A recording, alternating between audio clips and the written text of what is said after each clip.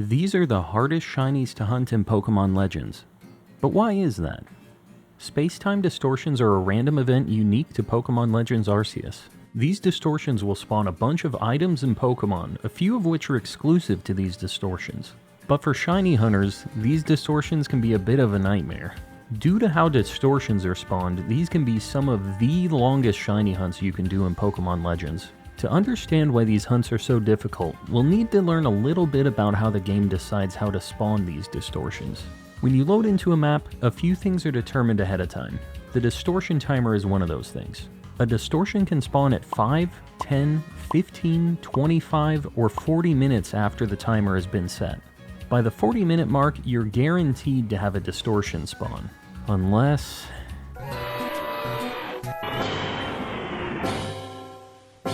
certain weather effects can cancel out your chance at a distortion spawning.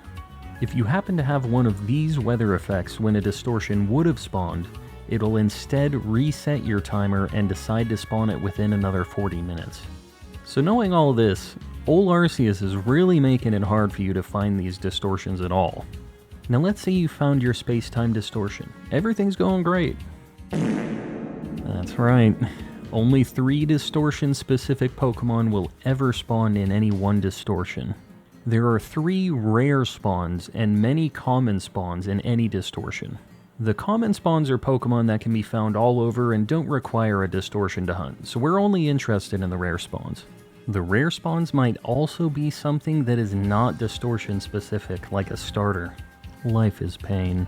But now we're going to talk about the most efficient way to shiny hunt these things.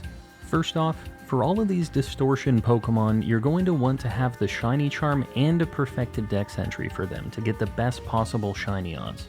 With the best possible shiny odds, you'll be sitting pretty at 1 in 585, or about 0.17%. Pretty good, all things considered. Once you have that done, you'll want to load into a map that has the distortion-specific Pokemon that you're trying to shiny hunt. Now, a lot of people say that waiting the full 40 minutes to guarantee your distortion to spawn is the way to go, but today I'm going to talk about some shiny hunting math. Now before you close out of this video immediately, let me just say that this won't be as bad as you think it is. So you'll notice that on the space-time distortion spawn timer, there's a bit of a jump in time intervals after the 15-minute check. After the check at 15 minutes, you'll have one at 25 minutes and then another at 40 minutes. This means that your last 2 space-time distortion checks are taking 25 minutes total. That's quite a bit longer than the first 3 checks combined. You'll see that the last 2 checks have a total of a 50% chance to be when your distortion might spawn, but something that people don't talk about is the total amount of time that these checks will take. Now, I'm gonna hit you with some scary looking math, but I'm gonna break it down for you. What we're looking at here is the total amount of attempts it'll take most people to get to 200 total distortions. With 200 total distortions, you'll have seen 600 total rare spawns, and hopefully have seen the shiny that you're hunting. We're not going to talk about if you get unlucky and you get something that's not distortion specific. You'll note that only doing the first 15 minutes is quite a bit more optimal when compared to waiting for the whole 40 minutes. This is because in the time it takes you to do 40 minutes of almost 100% chance distortion attempts, you could have done almost 3 full 15-minute attempts, which are a 50% chance. So over a long span of time, it's gonna be long. This ends up being a much more efficient way of doing things.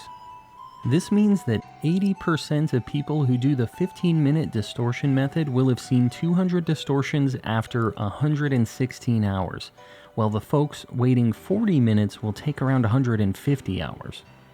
Now, there are always fringe cases on probability calculations like this, but the majority of people will have a much better time with the 15-minute approach. You might also notice that the 40-minute attempts actually show 226 total attempts to get to 200 total distortions seen, despite being a 100% chance. That's because in all of these calculations, a 10% chance on average of weather killing your distortion has been factored in. This will vary from map to map. Now, it is possible to wait out weather in a Pokemon battle, but this takes another 2 to 6 minutes depending on the map, and the time is just better spent getting a new distortion timer set. Also, this doesn't change anything about the 15-minute approach being more efficient than the 40-minute approach, since they can both be cancelled out by the weather. One last thing I'd like to note is, there is an in-game event where the first 5-minute check for a distortion is 20% instead of 10%. This might have been a viable option for shiny hunting, but there's no way for you to get the shiny charm at this stage of the game, so it's not even worth considering.